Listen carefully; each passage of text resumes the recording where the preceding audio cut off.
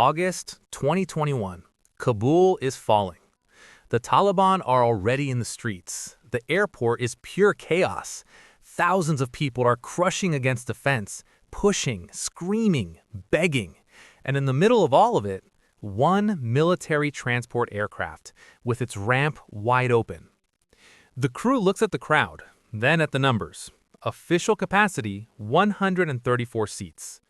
People trying to get on board, hundreds. The commander makes a decision in seconds. The C-17 took off with 823 people on board, 6 times its rated capacity. Every inch of floor space covered in human beings, people sitting on each other, lining the walls, crowding the ramp. The structural load calculations said it was possible. Barely, but possible. Everyone survived. The crew of 6 was awarded the Distinguished Flying Cross. That image went around the world, but almost nobody asked the real question. What kind of aircraft can actually do that? What kind of machine is built to survive that moment and then go do it again tomorrow? Today we're going to answer that question. And along the way, we're going to explain why the C-17 Globemaster might be the most important military aircraft of the last 50 years, even though it has never fired a single shot. But first, a thought experiment. You need to move a 60-ton battle tank across an ocean, not just to a major airport with a 3-kilometer concrete runway, but directly to the front line, where the airstrip might just be a compacted dirt field, where there's no hangar, no field truck, no ground crew waiting. Before the 1980s, the U.S. military had no answer to that problem. There was the C-5 Galaxy, a monstrous strategic airlifter that could carry truly heavy loads, but it needed a long, pristine runway. No dirt, no damaged fields, no tactical flexibility whatsoever.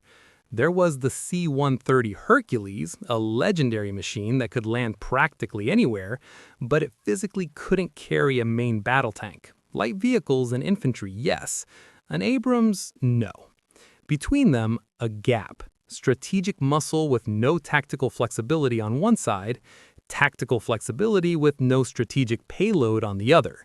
If the C-130 was your grandfather's pickup truck and the C-5 was a long-haul 18-wheeler built for the interstate, then what the Pentagon needed was something that didn't exist yet, a jet with intercontinental range that could also land on a gravel strip and drive itself out. That's where this story really begins. Stop, because we need to slow down here. How does a 265-ton aircraft land on a 3,500-foot runway? A standard commercial airliner needs at least 5,000 to 6,000 feet. A heavy transport needs even more. The C-17 does it in 3,500. How? The answer is in the wing. The C-17 uses a rare design called externally blown flaps. The engines are mounted forward of the flaps, so the exhaust jet blows directly over and through them. This dramatically increases lift at low speeds, enabling steep approach angles and short field landings that no other heavy aircraft can match. Now add a fly-by-wire digital flight control system, a computer that continuously monitors pilot inputs and physically prevents the aircraft from stalling or overstressing the airframe, even during the most aggressive maneuvers. It's a silicone co-pilot that's always watching, always calculating, always ready to catch a mistake before it becomes a catastrophe. And then there's the HUD, a heads-up display, projecting flight data directly into the pilot's line of sight, the same technology used in fighter jets. Because flying a fully loaded C-17 into a short dirt strip at night, possibly under fire, is not commercial aviation. It's a combat operation. But here's the detail that gets people every time. The C-17 can back itself up. No tow truck, no ground crew, just reverse thrust from the engines, and the aircraft drives itself backward at an airfield with zero ground infrastructure. Land, unload, reposition, go. The entire logistics cycle without depending on anything that isn't already on the plane. Now, what's inside? The C-17's cargo bay is an engineering masterpiece. A rolling floor system with integrated logistics rails allows the aircraft to reconfigure in minutes, from carrying a 70-ton main battle tank to accommodating 102 fully equipped paratroopers or 18 standard cargo pallets. But the real list of what this aircraft has actually carried in operational conditions tells its own story. M1 Abrams tanks, Black Hawk helicopters in partial disassembly, Humvees, artillery systems, complete field hospitals, horses, yes, that happened, the Pope, officially documented, and almost certainly a number of things that aren't on any public manifest.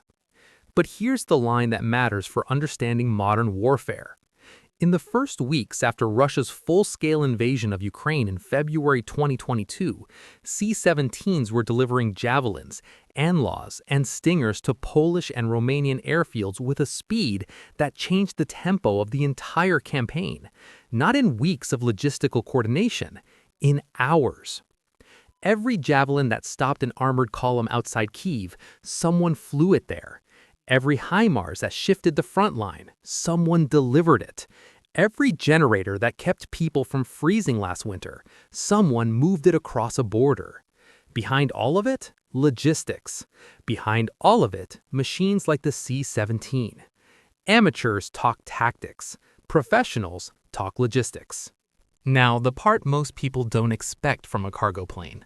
The C-17 conducts combat airborne operations. It can fly at extremely low altitude, literally over the tree line, to avoid radar detection. It can drop supplies by parachute directly into active combat zones without ever touching the ground. It can insert special operations forces.